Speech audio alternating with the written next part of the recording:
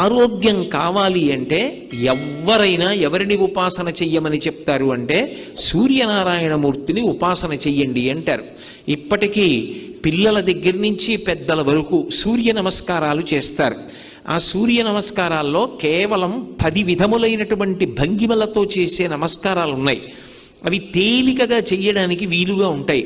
ఆ సూర్య నమస్కారం చెయ్యడం కేవలము శరీరమునకు ఆరోగ్యం ఇవ్వడానికి ఒక్కదానికే కాదు, ఆ సమయంలో సూర్య బింబాన్ని ఉపాసన చేస్తారు మనసుతో. ఆ ఉపాసన చేసిన కారణం చేత దృష్టి నిలబెట్టడం కూడా అలవాటు అవుతుంది. దృష్టిని కేంద్రీకరించడం, ఒక విషయాన్ని పరిశీలిస్తున్నప్పుడు, ఒక విషయాన్ని చదువుతున్నప్పుడు, ఒక విషయాన్ని వ్రాస్తున్నప్పుడు దృష్టిని దాని మీదే కేంద్రీకరించగలిగినటువంటి శక్తి దేని వలన ఉత్పన్నమవుతుంది అంటే కేవలముగా ఆ సూర్య నమస్కారముల యందు